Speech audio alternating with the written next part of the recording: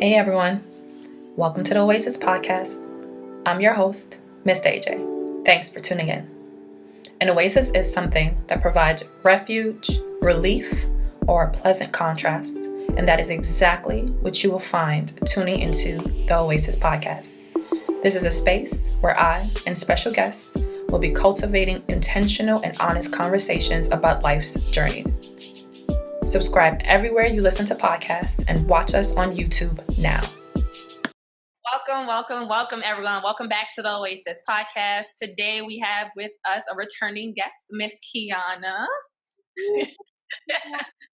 So if you all don't remember, Miss Keanna was actually on episode 10 of the podcast called Fear, Faith, Spirituality, and Life After Death. So Keanna, go ahead and talk to us a little bit about who you are and what you do. Well, thank you for having me back on the show again. It is a pleasure and honor. Always a good thing to be a reoccurring guest. And that means is we got a good little feedback going.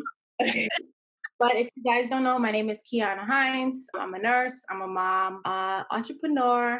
I started a marketing company called Candy's Corner, who I'm now doing like a dual mom and me project with my daughter, trying to convert that into her marketing and her journalism, which is actually becoming a little bit fun. And I also have a foundation, the Tony Rose Foundation, which I started in 2018 after the untimely death of my mom. So do a lot of grief work, do a lot of fun stuff. Still a nurse, still cool. I'm all around. Okay. And let's not forget the Leo power we got going on in this episode. Big Leo I don't know, something about Leos. We always got our hands in so many freaking things. We just, the energies is all over the place, but that's another conversation. If you guys want to hear more about Keanna's story, you can also, again, go back and check out episode 10. But again, Keanna also has her own podcast, and go ahead and plug that in. So I do have a podcast under the Tony Rose Foundation. I started a grief podcast. I wanted to have a safe space for us to speak about grief. My mom died in 2018. 2020 has been a crazy year filled with grief, which is totally unexpected. But when I started that podcast, there wasn't that many people who I could relate to in a sense. And I felt like grief was like that unknown, the sixth sense, I guess, in a sense that people don't really speak about. So I started up a platform, and we have actually started season 2 back up now, which is woohoo good. Hopefully my second episode I'll be running next week. But go check it out. We're on all streaming sites, Apple Music, podcasts, all the good stuff. Just look us up. Life After Death, the notorious GRIEF podcast series. Yes, everyone, make sure y'all check that out. All right. So today, though, we're going to be talking about something a little bit different. The last episode, we were definitely hitting on some topics. We talked on spirituality. We talked about grief. We talked about death. We talked about a ton of different things. This time, you are not only an entrepreneur, you are also a mom, you're a woman, you are a homeowner, you got a whole bunch of other things going on top of your 3 million businesses, right? And so I wanted to touch on that. Let's talk about that other aspect of Keanna, but also just on a lot of things that I think not only women, because actually half of my listeners are actually men, right? But so just talking about things that as us now, we're in our 30s, right? We are now full-blown adults, and there are things that we are now experiencing that we probably weren't ready for, we probably didn't fully think about, or we're not really talking about, or some of us are starting to get ready for those things, and it's good to kind of just talk in here and see kind of what to expect. So I've had a few episodes talking about my home buying journey. You and I have talked about it a few times, and I feel like the last time we mentioned it, you were also on your way, right, to purchasing your first home. And so I know you've already done that. We just attended your housewarming. Okay, right, which was a vibe. So I feel like it would be a great time to also talk about what's that journey was like for you. I talked about mine. I'm still on there. I still haven't gotten my house, but you went ahead and you were able to kind of execute and get your things done and handled. So talk to us about how that was. Well, it wasn't easy. What they say, all good things that you usually want aren't easy to attain. I mean, the first step was, of course, getting pre-approved. I think that was like the big whoa factor for a lot of people, because it's like, wow, the bank is actually saying they're allowing me to use this money to do something with it. I sat on that for a while till it like almost got expired. So I know like the homeowner journey for everyone is different. I think fear is the number one, factor that usually slows down the pace or even speeds it up for some people. For me, when I actually realized the pre-approval was expiring, although technically it doesn't expire, but don't quote me on that. But when I started getting fearful, and I felt like, I sort of was blessed with this opportunity. I finally got my credit to a point that I actually got approved. Didn't even think, I was just trying my luck. Wasn't even like really trying. And and I was like, okay, so I'm actually at the point that I am. Should I pursue this or should I wait? And I sort of moved with it. I wanted to get out. I'm from Brooklyn, New York. Boop, boop, Brooklyn, Flatbush, what's up? Y'all know what it is, right? But again, I came through a lot. I've been through a lot. 2018, I went through a lot of trauma. I'm actually learning about traumatic grief right now, and it's crazy because a lot of things I'm learning about is what I am doing right now, which is bananas. But that's actually the push now. Since I work in school, so that's the huge push now with kids going back to school, training teachers and staff about trauma. Yeah, because it's a whole different ball game. It's way different than when Granny, died with dementia at 90. You hold her hand. It's a whole different mindset. Hence, me wanting to get out of Brooklyn. Like my mind was, I just needed to get out. I felt like I always wanted to leave Brooklyn. My mom was a Brooklynite. She was Flatbush girl. If y'all know, living in Flatbush is lit because it's a train right there. Everything is accessible. If you're from the Caribbean, you know that is a dream come true. Yeah. If you come to visit you, it's like gold mine, right? Like you live right here. So my mom never wanted to move. So like her passing, me trying to like branch off and, find a new life for me in a sense, or a new journey, it was the right timing. I think location is also a big factor for a lot of people.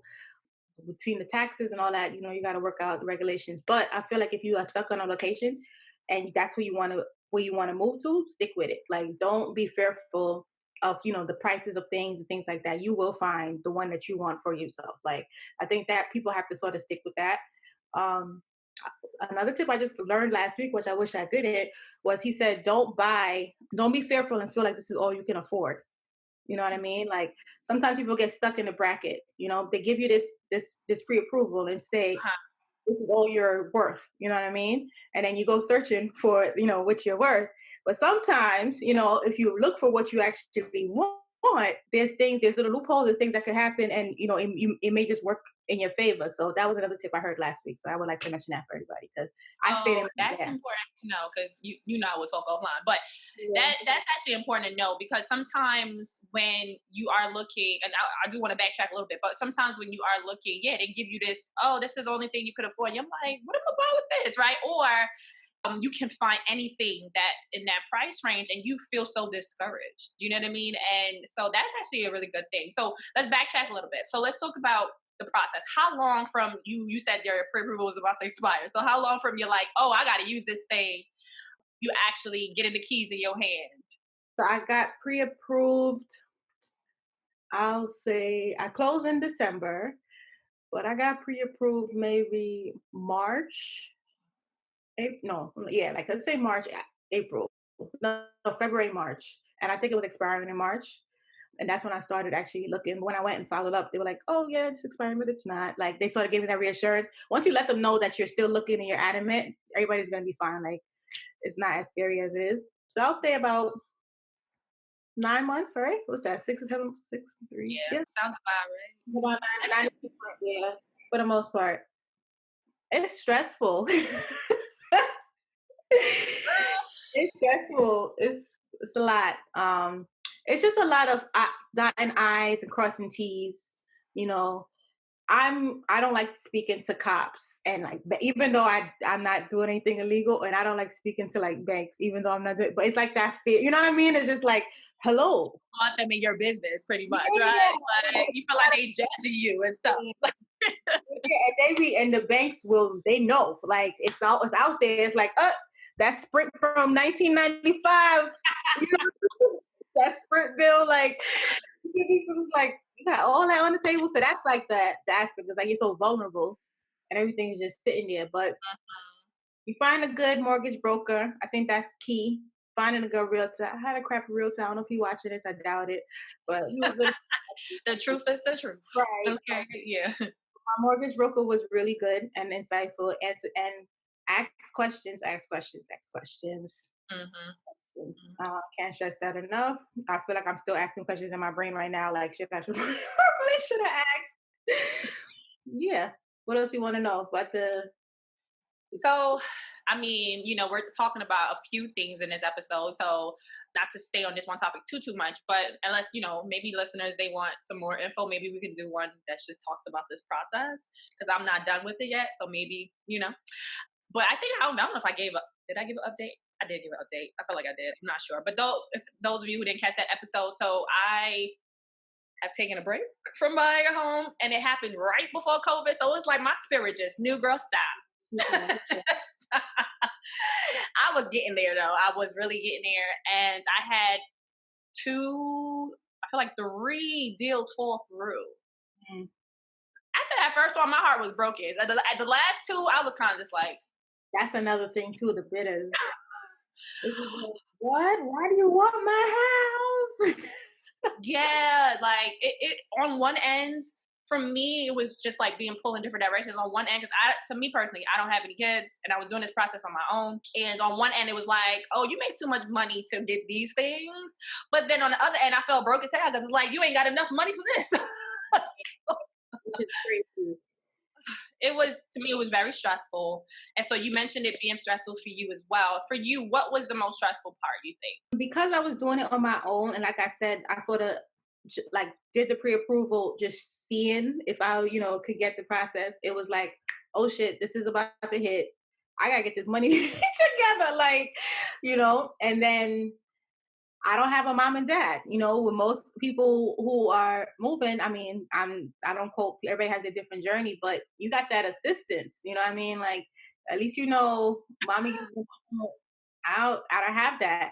I fought a lot about thinking if I was doing the right choice, making the right choice, especially leaving my comfort zone. I have a 5-year-old daughter.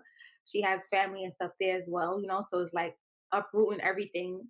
That was a big stress, the pros and cons. And then her schooling was another big stress, which I'm still dealing with, but COVID sort of messed everything up. So it's like, it's weird because everything sort of happened, works out really well. Like, so she's homeschooling, so it works. I got around, So you don't have as much commuting to go back. Right. Because to me, it was the interaction with the other kids and stuff. So now it's like, great, I got this stage. Now you got a little bit of a break, right? Just a little bit. The big stress was definitely the money. Like feeling like, I'm about to give this big chunk, of money that first of all, I didn't even know I had, and then it's like, what? Now I'm doing this. How am I going to get it back? Like, for most first timers, you are borrowing from, a bank account or something.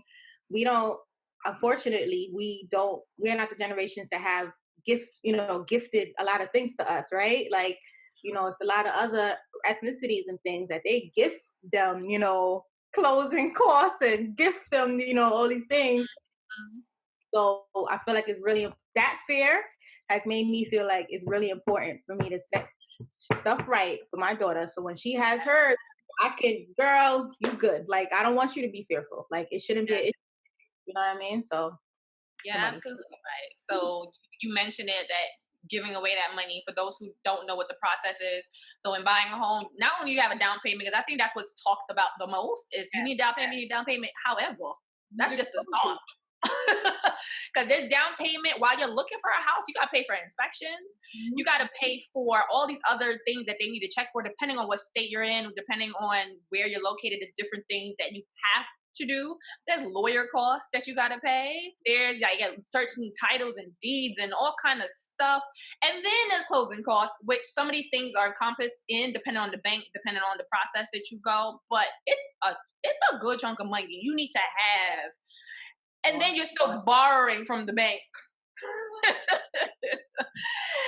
That shit is stressful. The good thing is that this month they usually like if you move in December, it won't be due until like February. So you have like that month, that anxious month of trying to get your mortgage together because you now are. My lawyer was like, "Oh yeah, first time you guys are drained." That's why he kept saying at the end, "You're drained." So I'm like, "What a reminder." Yeah. But How's it been maintaining that? Like the monthly? Like, have you gotten used to it yet? Or surprisingly, I've been maintaining. Surprisingly, like by the grace of God. Originally, when you first sign a paperwork and you look at the numbers and you're like, yeah, I can afford it. I just got to cut down a few things. But you don't really realize how much things you sort of have to cut down and sort of maneuver to make, things work. I mean, it's been a month or two that I've fronted, like I paid my mortgage and was shot, you know what I mean? Because I wanted to make sure it was covered. And then we got a couple noodles, you know what I mean, for the week or whatever. I'll wait till I get some more money. So there's always there's moments like that, but I still feel secure to know that my shit was paid, right? Like my mortgage was paid for the month. So I'm 3 months shy of a year, but I'm still a survivor. Like I even I got in a car and everything, and I felt crazy about doing that too, because I'm like, what am I doing? Like, I shouldn't be trying to. But you gotta embrace and not go with fear and know that God got you, because he definitely, if he took you this far, he's not gonna take you. He's not gonna leave you. So yes, honey. Yeah. So you already mentioned having a daughter and going through this process. So how was that? so it was like I did a lot of this. Surprisingly, this year I realized I didn't shop. Like I shopped out of my closet this year. I barely, shopped like that. Granted, though, COVID helped a lot, you know what I mean? Because it wasn't going nowhere anyway. But, like, I realized that I haven't really shopped, this year. I took a step back from that. Vacations, she's been, like, egging me because she's, like, a vacation baby. So that's all she knows. She's on the plane. So COVID helped with that, too. Thank God. Like, I feel like the only thing is, like, little blessings. But I knew already that I was going to have to take a step back from that. With that, I think that main adjustment, you know what I mean? Because I was coming from a 1-bedroom in Brooklyn, you know what I mean? Paying a fraction of what I'm paying now to try to get that adjustment, and letting her realize that things are going to change, but like, give me some time, So you talked her through the process? For the most part. Like, look, we ain't going nowhere. Right. See the life we were living before? Yeah, we ain't. So, but yeah, for the most part. I mean, it's something new, so kids are always gonna embrace, and go with the flow. We moved into a bigger place. I'm in a condo, so I'm not in a house, but it's like a townhouse. But coming from a 1-bedroom, it's just like, Eureka for her. So she embraces it. She has her moments of like missing Brooklyn, but we still go back here and there. Still have a few friends in the building, so like she's okay. So she's adjusted well. Did you walk her through the process in the sense of like when you went to look at places, did you take her with you, or you kind of like surprised her? So I took her with me, and she basically was the deciding factor for this house too. Because I had like a lot of spiritual connections in the house. She was the deciding factor. Although now she tells me like it's another house a few blocks down. Oh, mommy, I want this house. No, that's not how it works. You pick this one. Like, this is what we live in. That's it. Like, so she for the most part, she was walked through from the beginning, so she knew what it was. Okay, that's good. So, on top of being a business owner, you are also a mom. Well, you're a nurse, you're a mom, right? And let's throw another title because we can claim this. Singleness. It's okay to claim that we single, right? Like, you and I be like back and forth on IG with these memes and shit, just laughing and kikiing about stuff, about being single and stuff like that. So for me, when I was looking for a home, I was in a relationship at the time. I have looked for a home and been single, and that shit was not fun. And I ain't had no child. Being with somebody when I was going through the process made it feel a little bit better, even though he was stressful as fuck too. But anyway, it made it feel better. So for you, like, what has that whole process been? Was it like, I'm just looking for a home, I'll think about my singleness at another time. Were you dating while you was doing all this? Like, how does all of that kind of come into play? So ironically, when I first started looking for places, I was dating. Well, I think this was before my pre-approval too. You know, you can look at places before pre-approval. FYI, you can go and some people, you got $1 million pre-approval and go look at mansions. Like they're gonna take you, girl. You know, like just go get your feet wet. So I think I was doing that, but the guy I was talking to, he was irritating me at the time. I mean, it was a nice vibe because it feels like, the family thing, like, oh yeah, this, that, and the other. But my heart wasn't really there. Now because I guess because I was moving from trauma, to me it was just like a fresh, like I literally did not think about my singleness until after the fact. And then I was like, what the fuck did I do? Because now y'all niggas ain't never gonna talk to me. What? What did I do? What did I do? Like, girl, you out there. I ain't gonna hold you. Like, remember when I got to your house, I was like, sis. I mean, it's nice, but sis.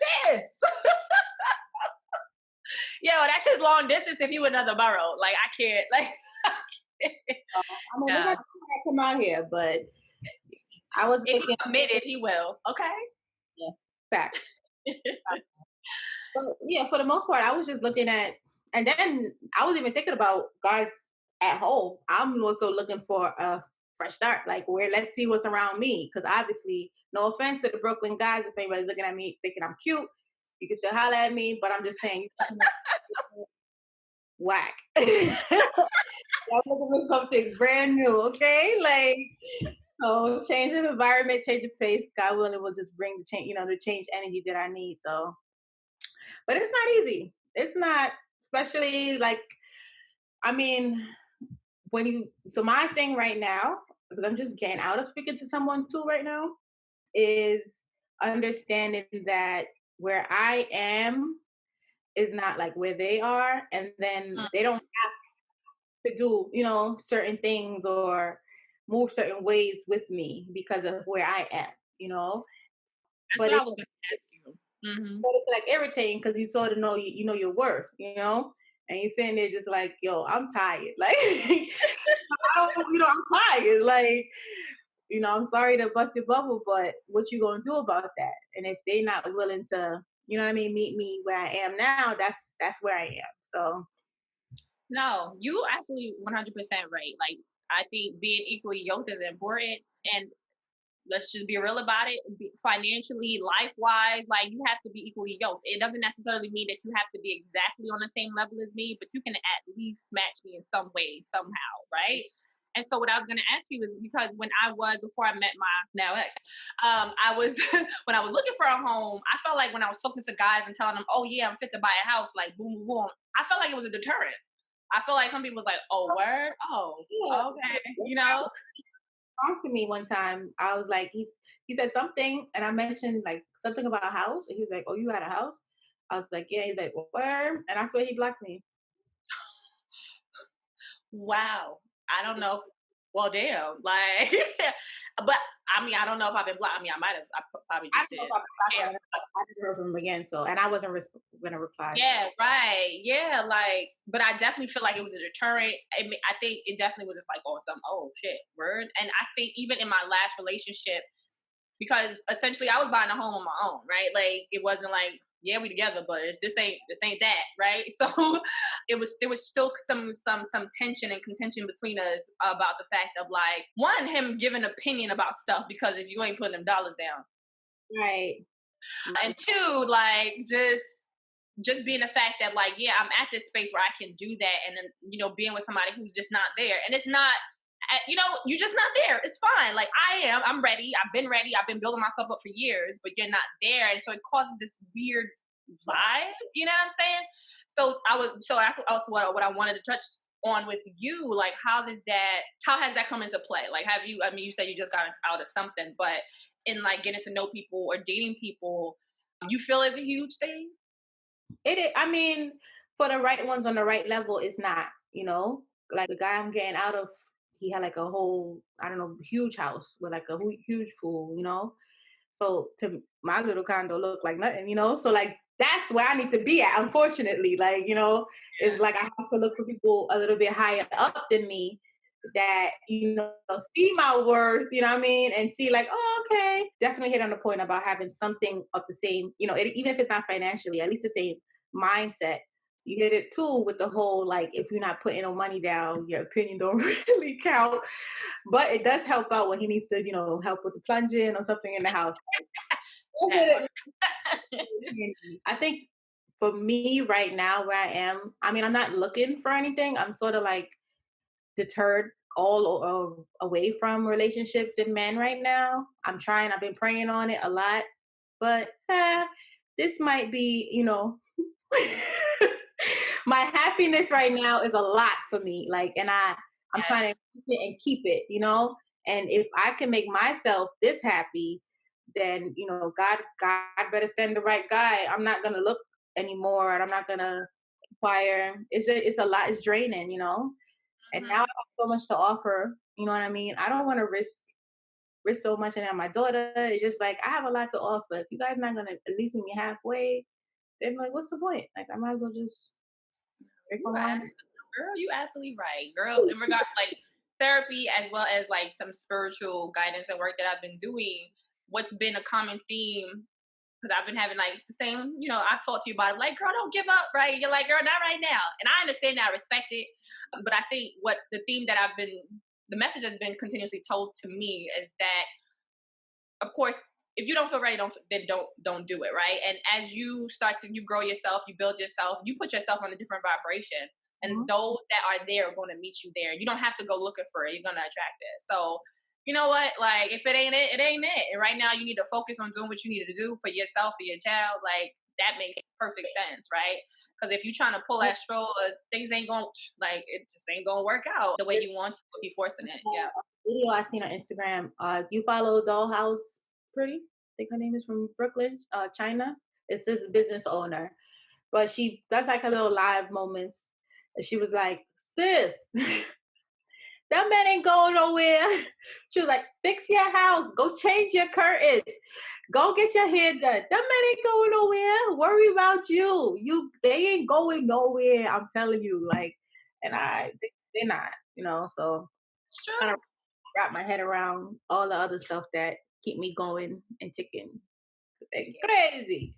Yeah, because finding a man ain't hard. It's about finding a quality man. That's where it becomes difficult. That's the problem. Like, when you know your worth, boy, that third eye got you like, it's spirit be like, what are you doing? Like, literally shake your ass. What are you doing? You're like, oh, my bad. I'm sorry.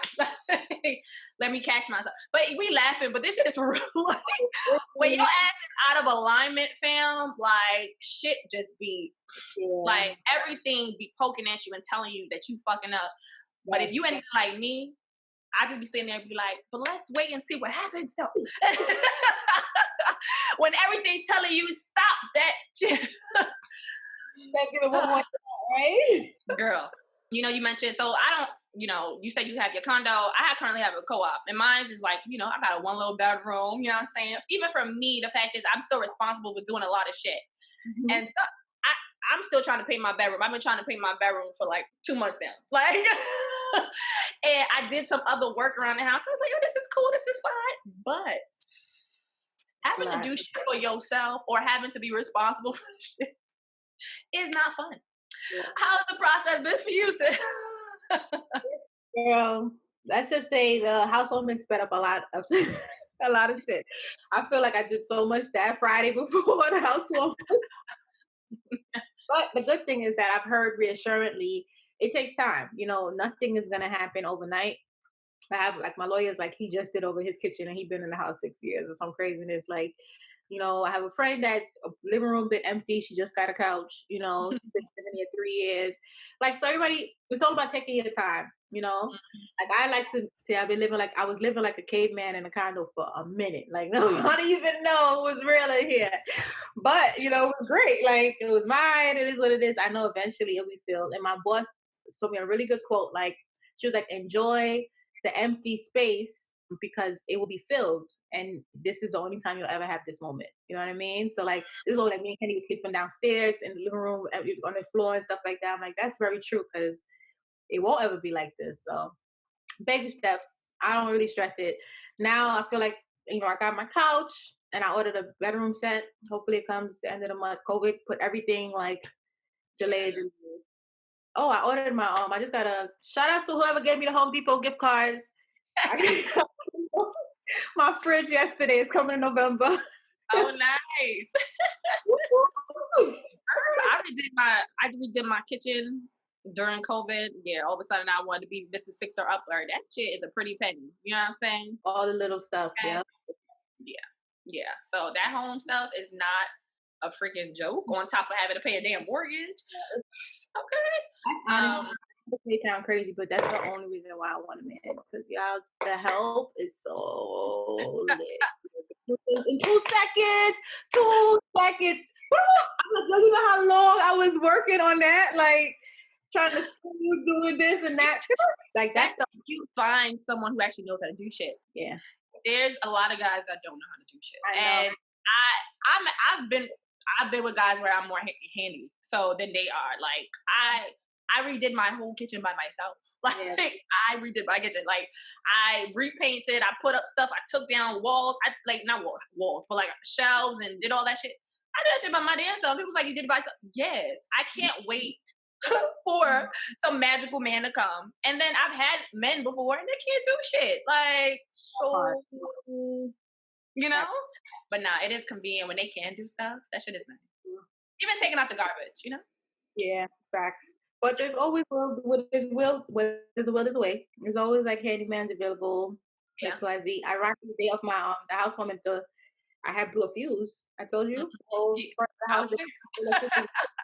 Yeah. Came and helped, and the white guy came and helped me fix the shit. There's little things, just quirks and stuff. Gotta be grateful. But it would be really handy, like. Hey, boo. Hey, my sink is clogged. What up? Back on the go and do that shit. That shit is so. What you gotta do.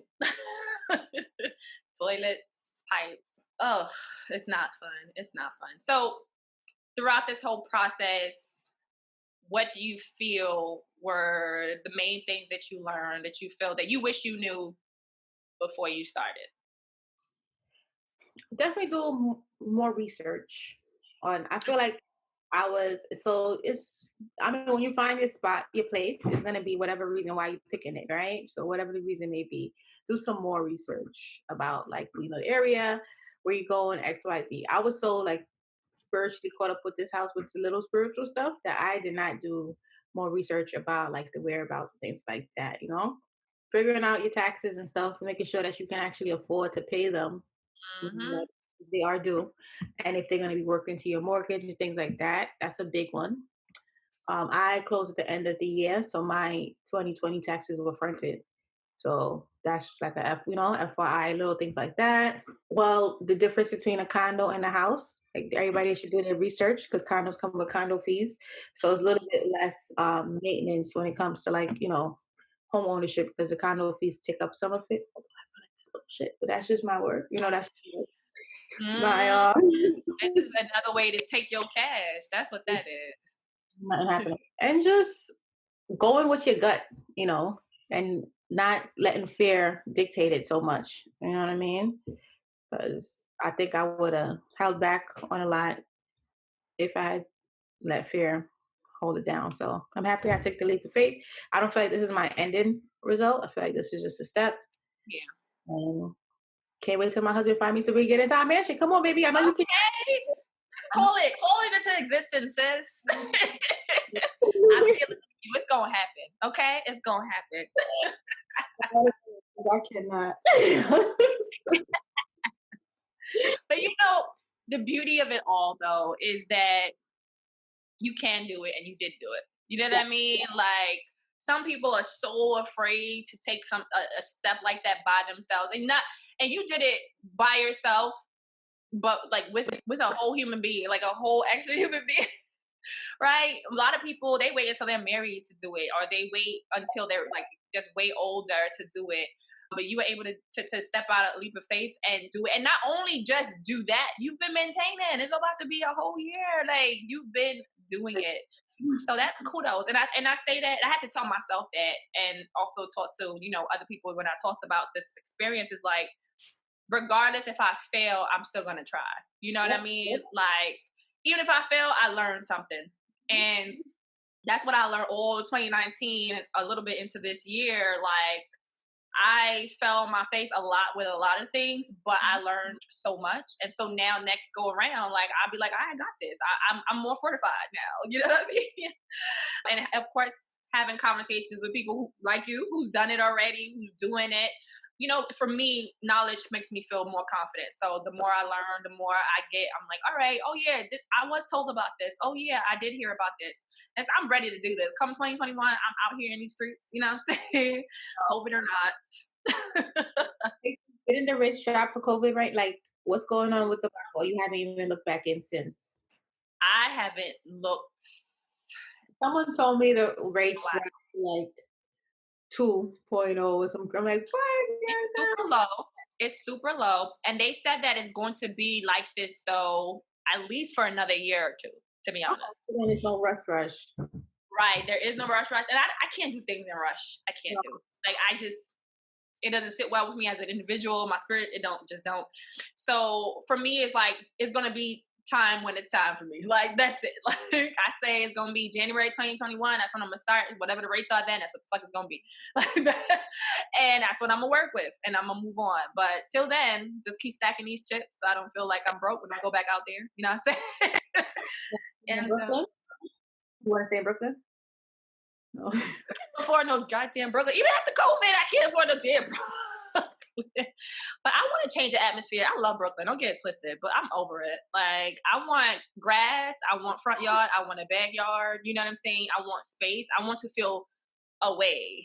So, like, you know, I have my weekends when I come back, like every other weekend or so. It feels amazing every time. Like, I miss it, but it's like it's still there. You know, I'm only out. Brooklyn people make me feel like I'm 10 hours away. I'm only an hour away. But I tell it, I'm 10 hours, whatever. But it's not that bad. Change the atmosphere is not a bad thing at all. We all need some fresh air. So we grew up in the concrete jungle. Y'all want to breathe? Like, perfect. Oh my gosh. No, you're absolutely right. And I'm over the concrete jungle. But I am afraid. I'm not going to hold you. Like, fear was a big thing for me. So I think since I've stopped and where I'm at now, I've let go of the fear. But the fear of, like, being away from my family, like, I would be completely away from other people. Like, I was thinking about moving into a complete different state. And I would be the only one, you know, of my immediate family there. So that was a big thing. But at the same time, I'm like, yes, let's do that. Like yes, like, that's okay.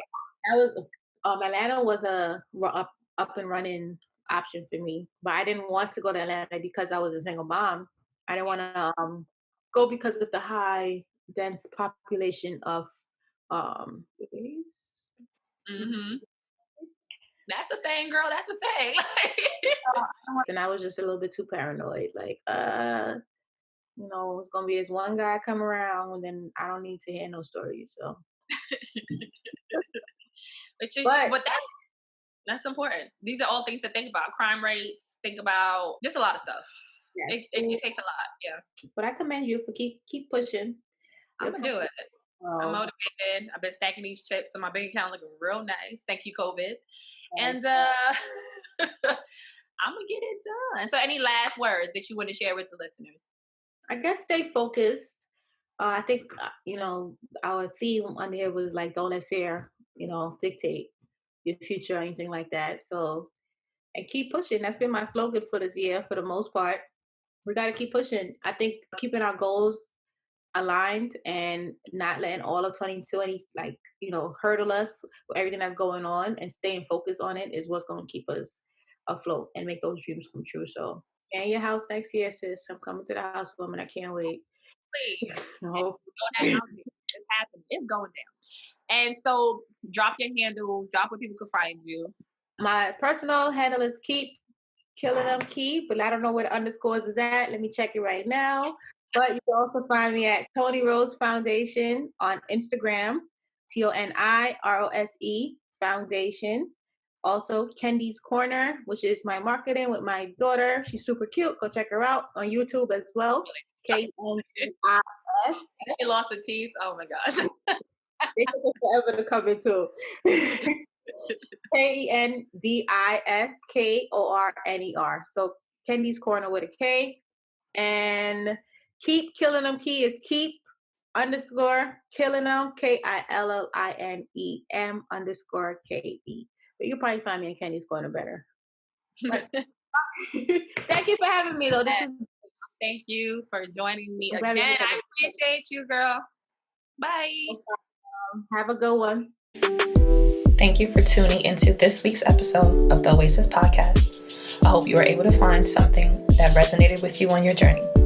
Don't forget to subscribe everywhere you listen to podcasts and YouTube. Rate us and leave us a review and comment on Apple Podcasts or iTunes and YouTube. Share your favorite episode and like us on Instagram and Facebook.